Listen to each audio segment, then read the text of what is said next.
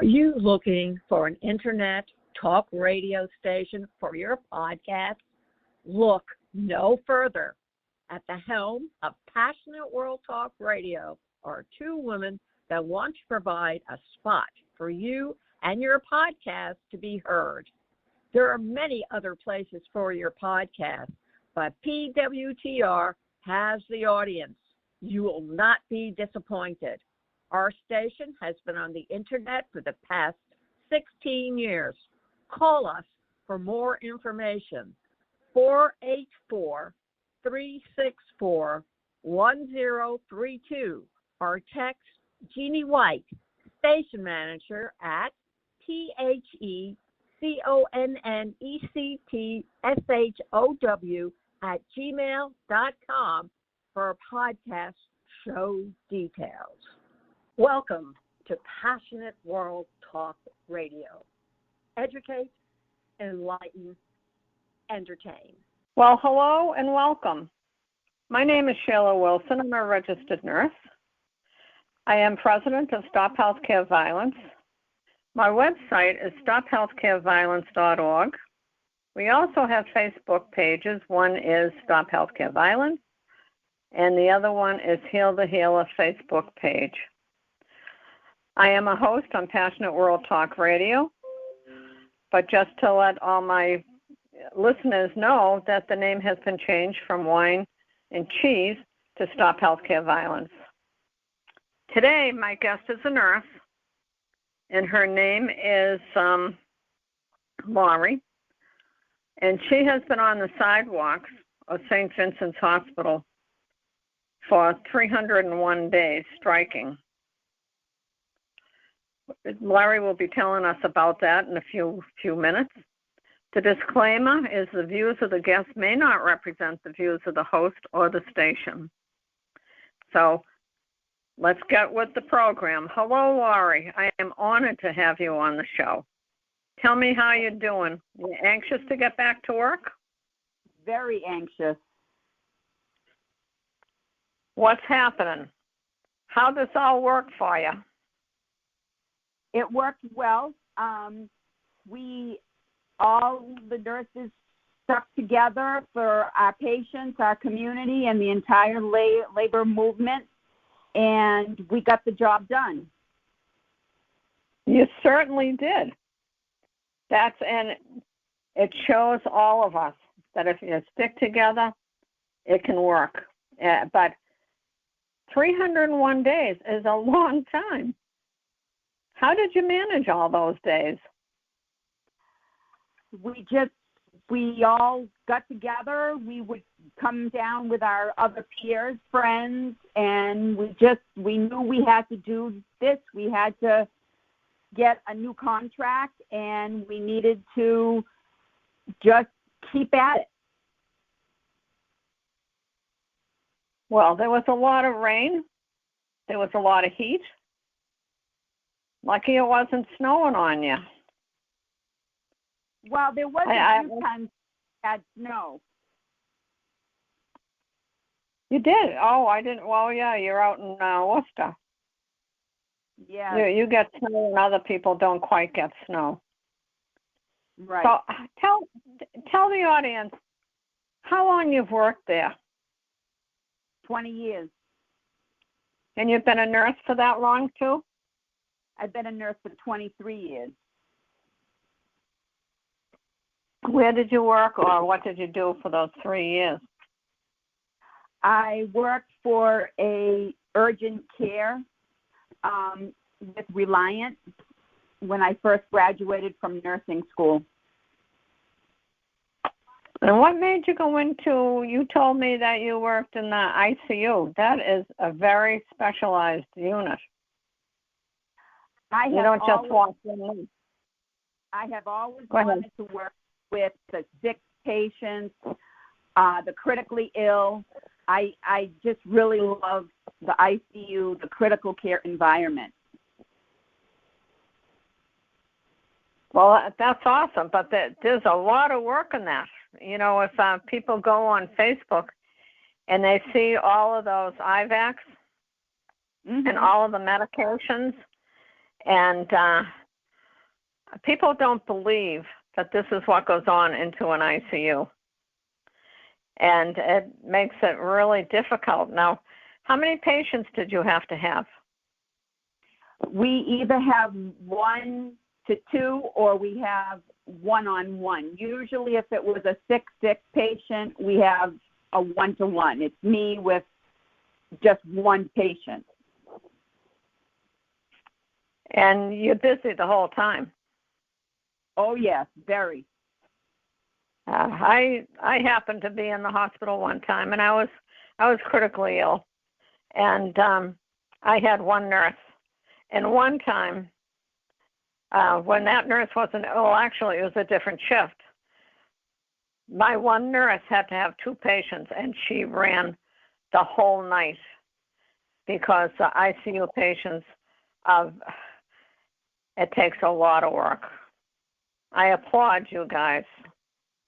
I worked in CCU, and it was a CCU. You had to watch out for all sorts of stuff going on, the heart attacks, angina, the whole bit, pacemakers, but not like an ICU where the whole body is sometimes breaking down.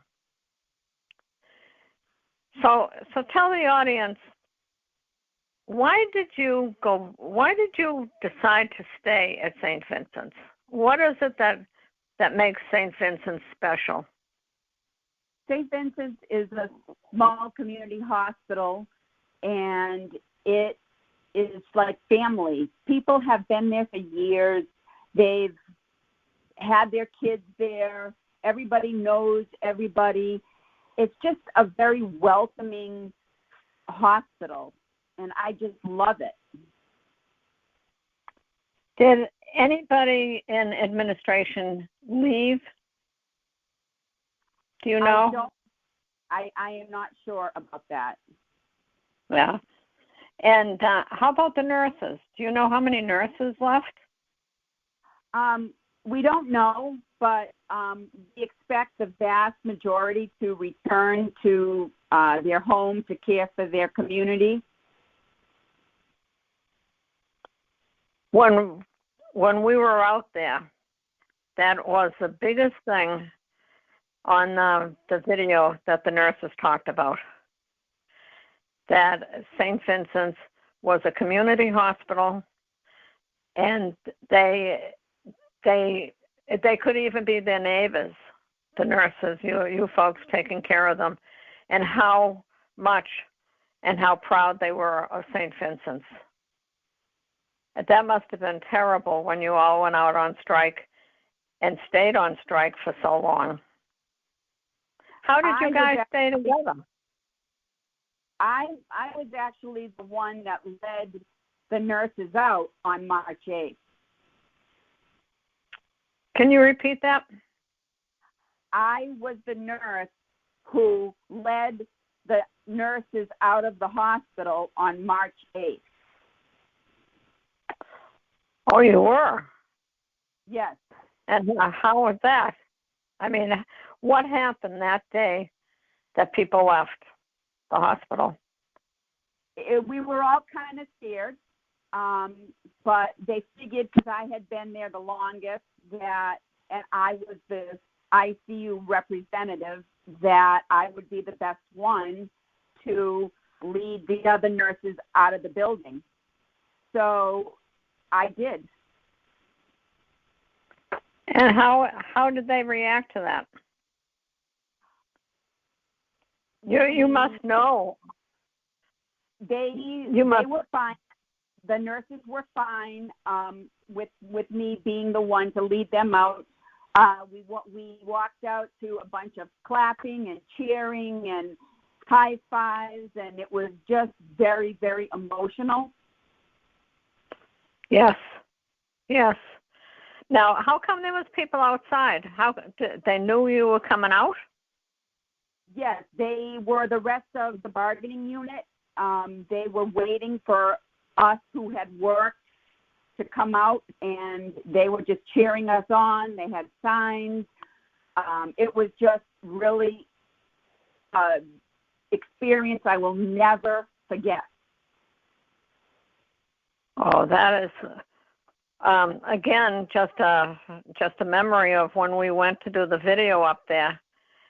When I was doing the interviews, the horns honking, the people yelling, it still went on. I mean, you were out in strike for, I think maybe 8 weeks, maybe 9 weeks.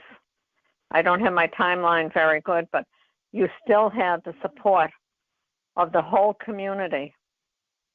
They had to know what you were doing was the right thing. And that's a feather in your cap. That is absolutely, you'll remember this forever. You'll be telling your grandchildren this. I'm sure. It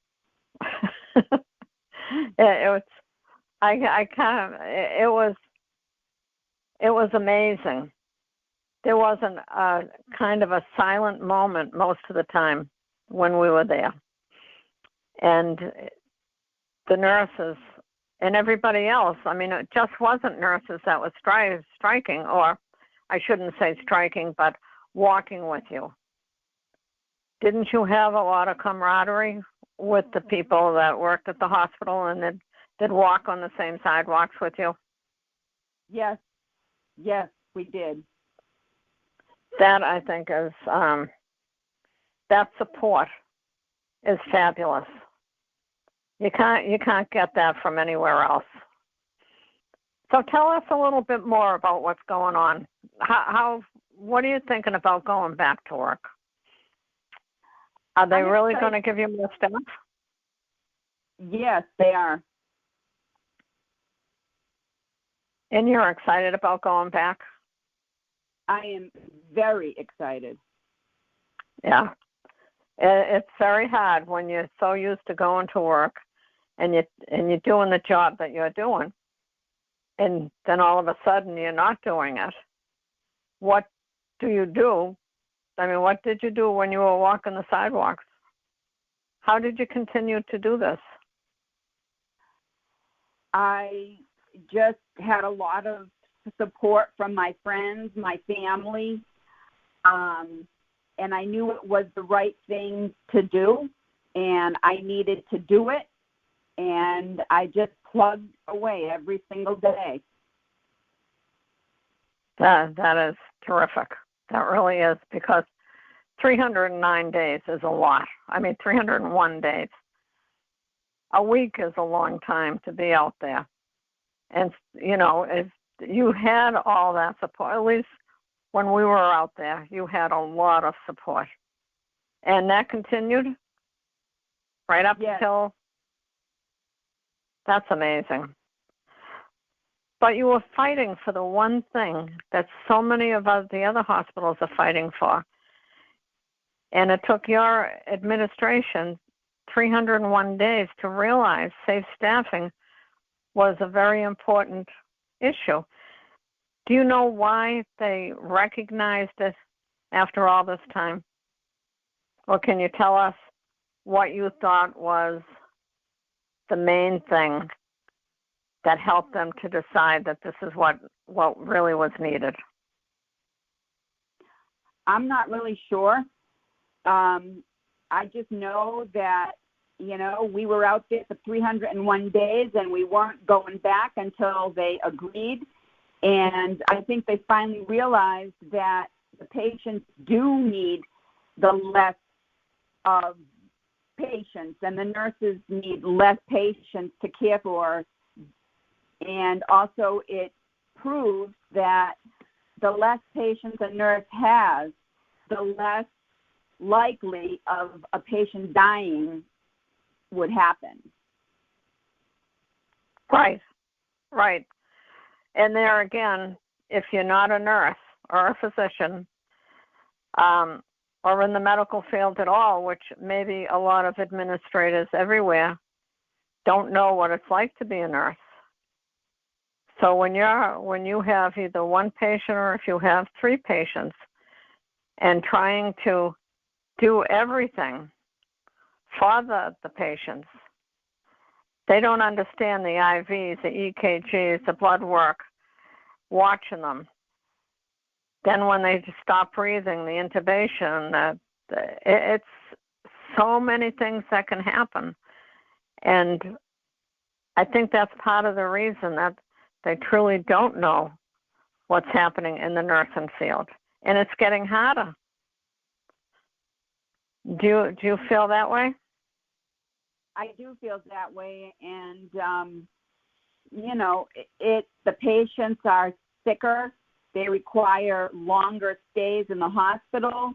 They require specialized care, especially with the COVID and all the variants that are going around. Right.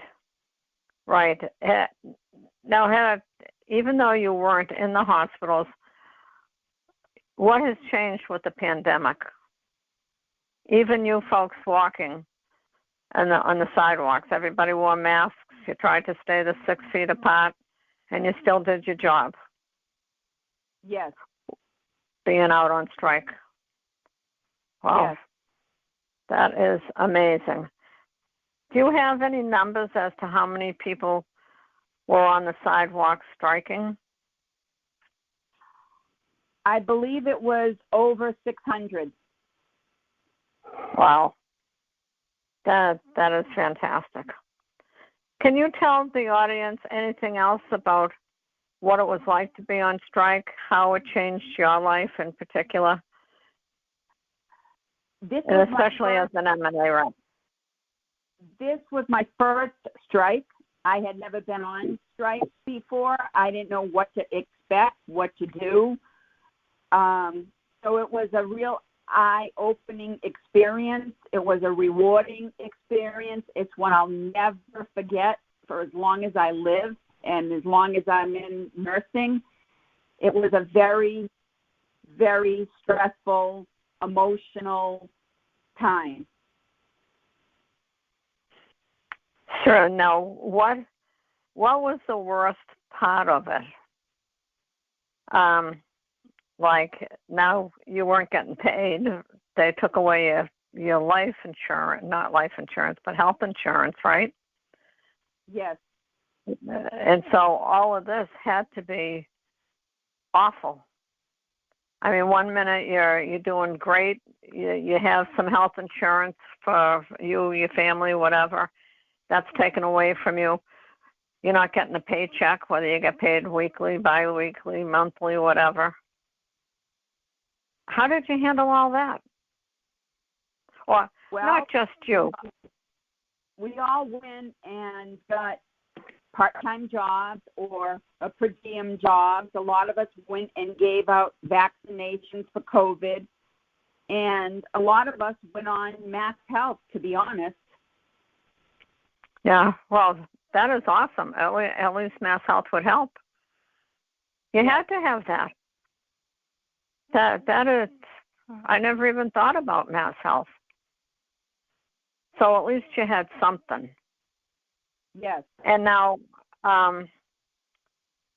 what about the support of the community? Did you have a good support? I spoke to you about the horns honking and people yelling out, congratulations or keep at it and so forth and so on.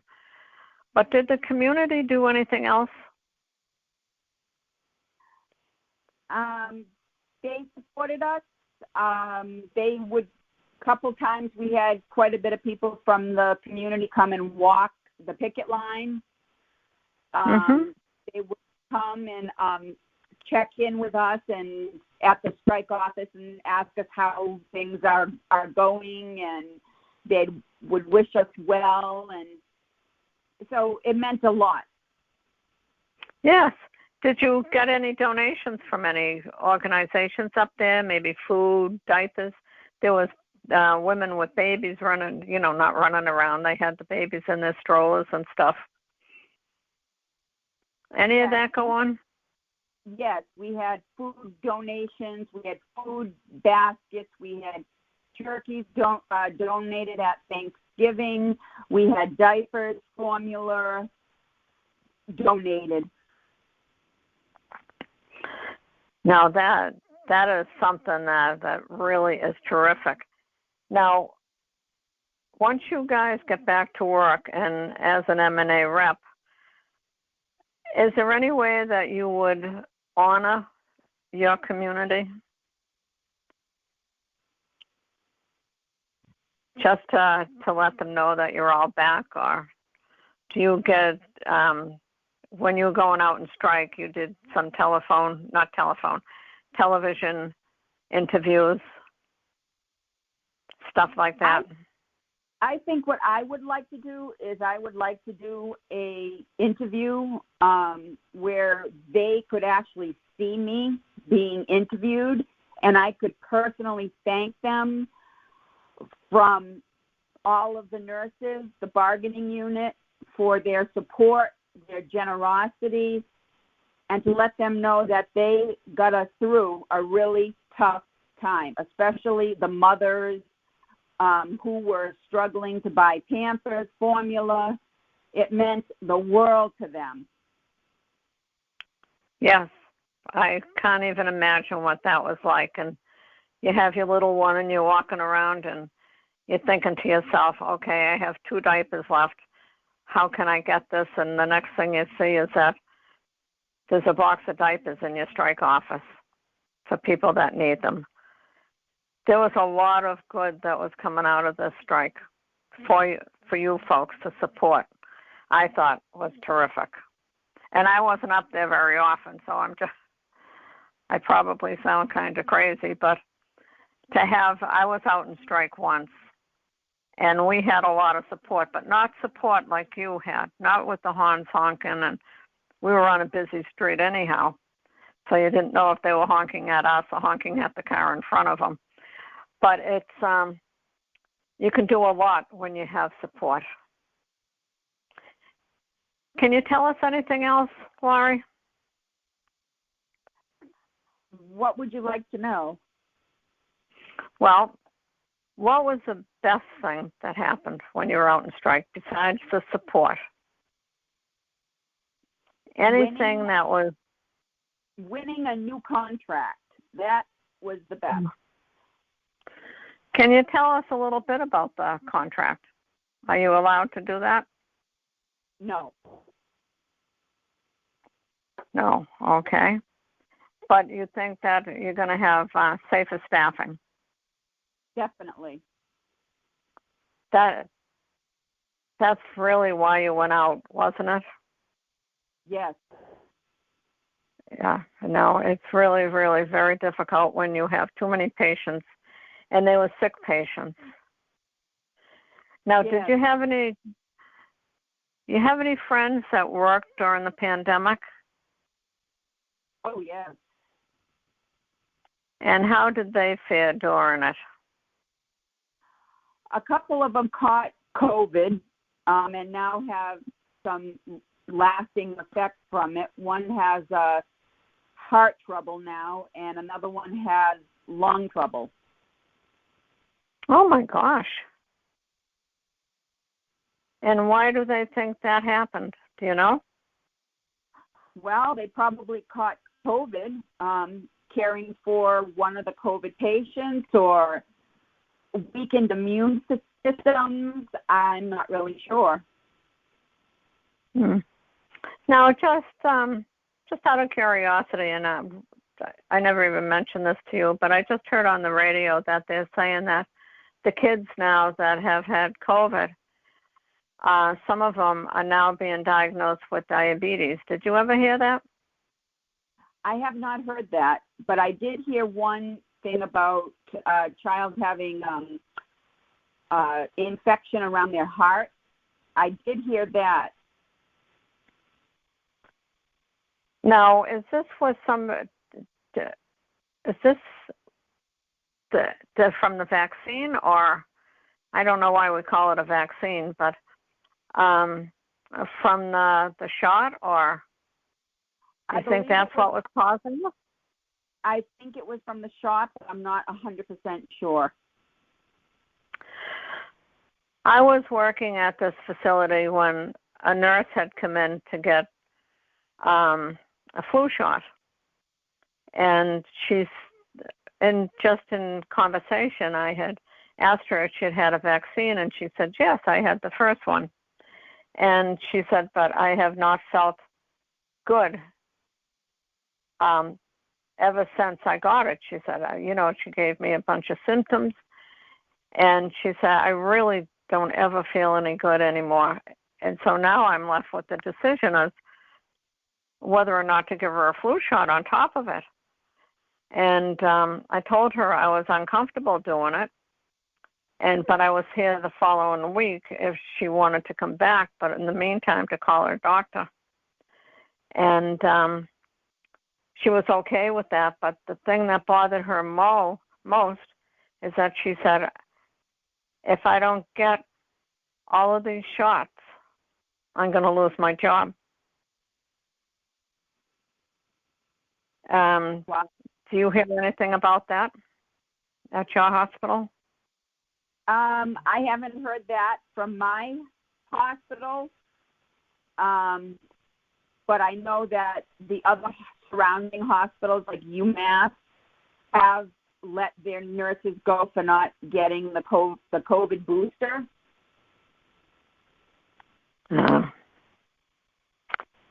I think that was, when many years ago when the flu shot came out, if nurses didn't want to take the flu shot, they had the choice of wearing a mask. That's what they had to do. But now it's mandated, and so many places are mandating the work to get all of the shots. I don't know. That is such a controversy all over the place. I was just curious if it's going to be in every hospital. I really appreciate you telling us what's going on. And is there anything else that you would like to say or put out there for the public? Just that I'm excited to go back to work and provide care to our patients and our community, and to work cooperatively with all the staff for the good of our patients. That is awesome. So I will sign off, and Laurie, maybe someday you'll come back once you start working again and let us know what's happening. Would you be interested in doing that? Definitely. Okay. So we'll say goodnight to our listeners. And I want to thank Lillian Caldwell, who is the CEO of Passionate World Talk Radio, and Jeannie White, who is the station manager, for allowing us to have the time on this radio. Good night. Be safe. Be happy.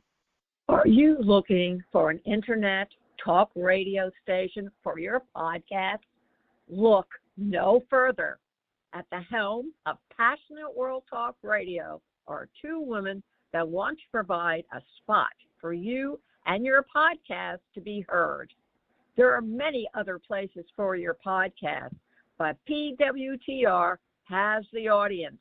You will not be disappointed. Our station has been on the internet for the past 16 years. Call us for more information. 484-364-1032, or text Jeannie White, station manager, at THECONNECTSHOW@gmail.com for podcast show details. Thank you for listening to Passionate World Talk Radio. You can listen to this program all over again by going over to https://passionateworldtalkradio.com. You can also hear it on Spotify, Spreaker, Amazon Alexa, AMFM247.com every Tuesday evening between 8 and 9 p.m. YouTube, Facebook Live, LinkedIn, and all the other podcast directories one can find on the internet.